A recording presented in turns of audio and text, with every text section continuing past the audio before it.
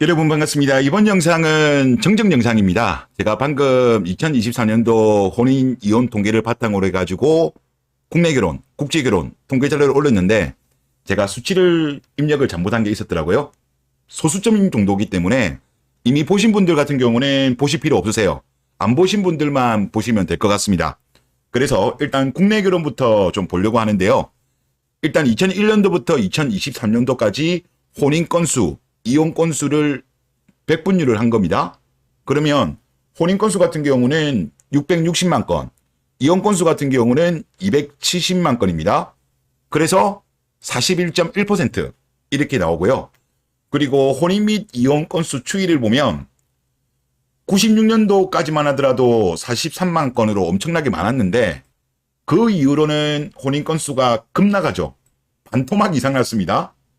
하지만 이혼 건수도 물론 이제 2003년도 이후로 감소를 하고는 있습니다만은 상대적으로 혼인이 줄어드는 것에 비해서는 이혼은 그렇게 급격하게 줄어들진 않아요. 그래서 우리나라가 이혼이 전체적으로 늘어난다. 그렇게 보면 될 것 같고요. 그리고 지금 이제 국제결혼 관련된 자료는 통계청에 있는 자료를 바탕으로 했고 통계청에서는 2011년도부터 오픈하고 있습니다.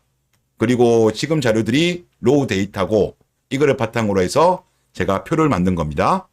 그리고 첫 번째, 한국 남자와 일본 여자 2001년부터 2023년도까지 지금 22,190건의 혼인이 있었고 이혼 같은 경우는 4,179건이 있었습니다.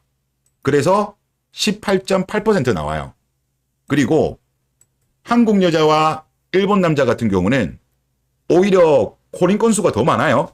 35,000건입니다. 35,689건인데 이혼이 무려 22,265건이에요. 엄청납니다. 그래서 이거를 계산해 보면 62.4%입니다. 그리고 이거 같은 경우는 2022년도하고 2023년도에 한국 여자와 일본 남자의 혼인 건수가 워낙 적다 보니까 기타 국가로 분류가 되었어요. 그래서 2021년도까지만 계산한 거다. 그렇게 보면 될 것 같습니다. 일본 여행은 참 많이 가는데 그리고 지리적으로도 참 가까운데 일본 남자들이 한국 여자들을 별로 안 좋아하는 것 같습니다. 자, 그 다음에 한국 남자와 태국 여자 이거 같은 경우는 2003년도부터 2023년입니다. 혼인 건수 같은 경우는 17,867건이고 이혼 건수 같은 경우는 2,854건이에요. 이걸 계산해 보면 16.0%가 나옵니다. 그리고 태국 국제결혼 같은 경우는 점증적으로 꾸준하게 늘어나고 있어요. 추세적으로. 다음으로 한국 여자와 캄보디아 여자 이 경우 같은 경우는 혼인 건수가 이제 11,141건입니다. 물론 이거는 2022년도까지의 건수입니다. 제가 왜 이렇게 했냐고 하면 2023년도 같은 경우는 지금 이혼 건수가 워낙 적다 보니까 기타 국가로 분류되어 있어가지고 2022년도까지를 한 거고 그리고 이혼 같은 경우는 2,325건이에요. 그래서 계산해보면 20.9%입니다. 그런데 지금 캄보디아 같은 경우는 최근에는 국제결혼이 많이 이루어지지는 않고는 있습니다만은 과거에 2000년도 중반부터 2010년도 여기에는 혼인 건수가 1,000건대 이상도 꽤 많이 있었거든요. 이때 아마 국제결혼이 아마 중개업체를 통해서 많지 않았나 그런 생각이 많이 듭니다.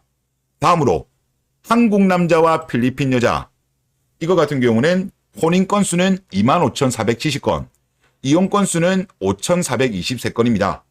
그래서 21.3%가 나오고요.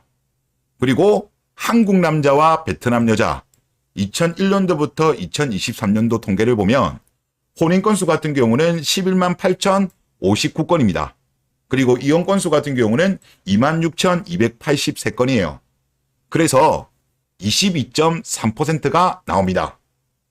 그래서 이거를 한 표로 보면 가장 최악의 조합이 한여 일남 조합 62.4 가장 안 좋은 것 같습니다. 그리고 한국 결혼 국내혼 같은 경우도 41.1이면 이것도 엄청나게 높은 거예요. 엄청나게 높고 그리고 한남 태국녀가 상당히 낮게 나오고 한남 인려도 상당히 낮게 나와요. 그리고 캄보디아, 베트남, 필리핀 같은 경우는 20은 조금 넘긴 넘는데 우리가 좀 감안해야 될 게 있는 것 같아요. 뭐냐 하면 지금은 그런 경우가 좀 덜하지만 과거에 2000년도 중후반 이때 국제결혼이 많았었잖아요. 우리나라가.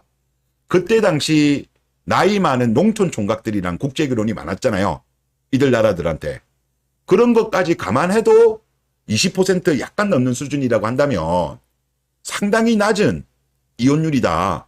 이런 걸 알 수 있는 것 같습니다. 그래서 또 한 번 느끼지만 국제결혼이 정답은 아니지만 국내 결혼은 오답일 확률이 높다. 그런 생각이 듭니다.